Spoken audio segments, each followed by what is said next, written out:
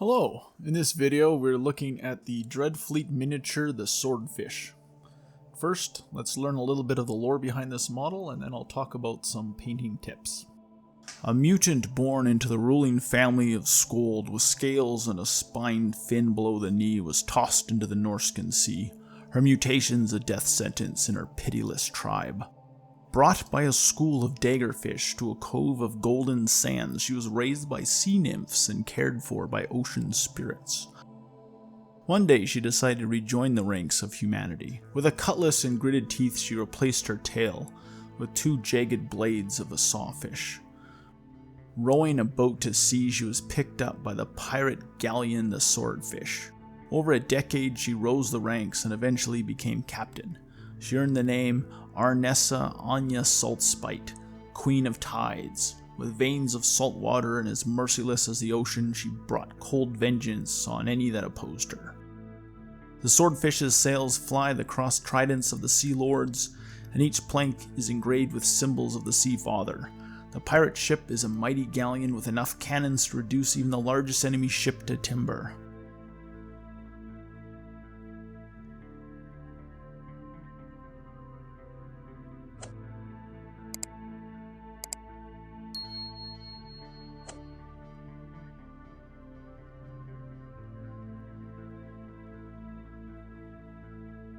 It's basically the story of a badass mutant pirate mermaid, which I think is really neat.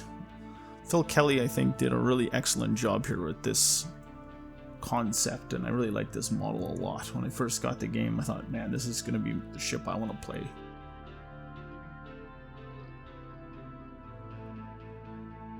And I think having a mermaid being a sort of chaos mutant tossed away in the ocean from some northern tribe is a really cool backstory for this pirate captain.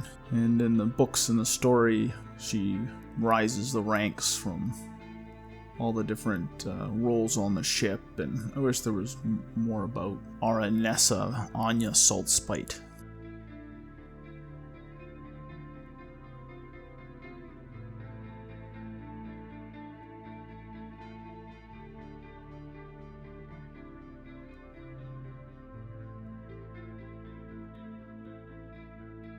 This was, I think, one of the first ships where I had to do the different sail details. In 2011, it was still fairly new, I think, you could tell they're using now like different computer technology, and these things weren't getting molded.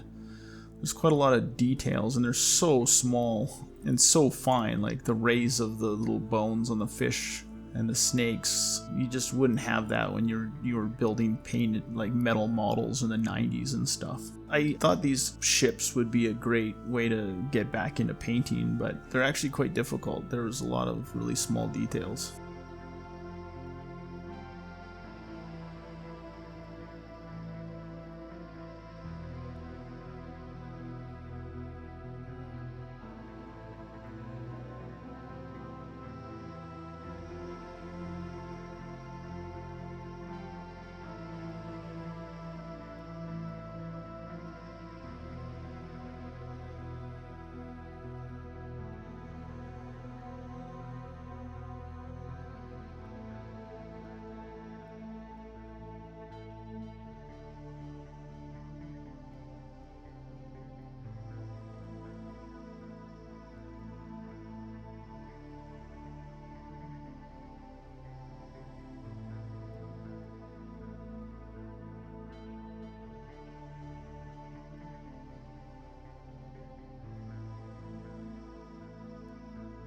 To get the cool bone look, it's kind of a combination of just start with browns and then work up to bleach bone. And I use like a brown wash in there, bleach bone, and then to white for the highlights. And that's kind of how you get cool bone colors.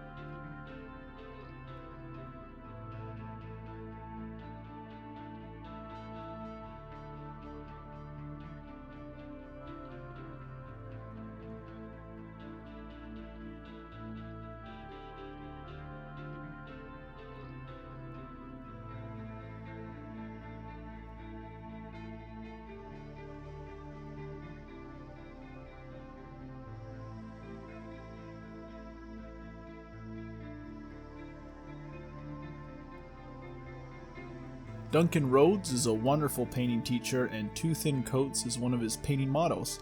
This is something to think about for new painters that can run into the mistake of applying a thick coat that often obscures the model's details. Currently, I don't intentionally paint too thin coats, but simply what is required by the model and what I observe. For example, when painting the bone on this model, I had to apply 2 coats. You can tell it's needed while I'm painting for 2 reasons. I'm painting an off-white bone color over black. It's important to remember there's translucent quality to most acrylics. The black is showing through. The paint is also not in great shape. I've added water and tried to reconstitute it from a dried out mess so it doesn't apply as opaque as it should. After a couple coats, I applied Agrax Earthshade Wash, then added an additional thinned down coat of bleached bone, and finally a white highlight. Did it work out? I'm not entirely sure. When I look back at each section and think about how I can have 3 to 5 layers of paint, I think about how this is a fairly big difference from when I first started painting. It creates depth and shadow and highlights, and that depth of value prevents the model looking flat. I often run the mistake of applying each layer over the entire section, and I tend to paint over some of the previous darker colors. At least that's something I'm watching for and seeing how I can improve. How can I leave some of the previous steps behind so it's showing more of that.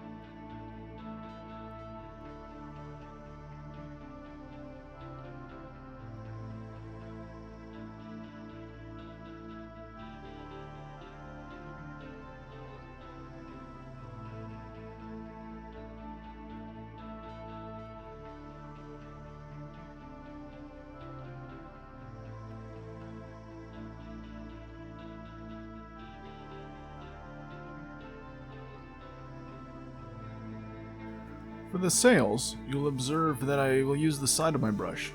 By running my brush over the raised section, the paint hits the details I want and hopefully stays above the elevation of the sail itself. If I were to use the tip, I run the risk of it slipping between the details. As far as getting any paint on the sail, I just pull out the black and paint over any mistakes. I don't stress about slipping and getting paint in the wrong spot. These sails required layers of value as well, and the highlights really made the details pop. Something to always keep in mind is the distance the miniature is viewed at. What looks good or bad in a high-def image or recording taken a couple inches from the model will look very different a few feet away on the board game table.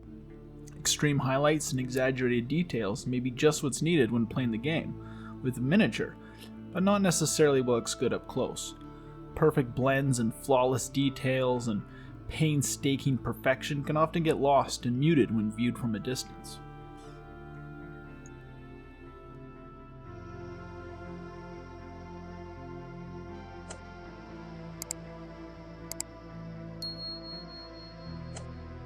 Thank you for watching. If you liked this video, check out the other miniature ships in this series and learn about their interesting backstories and painting tips.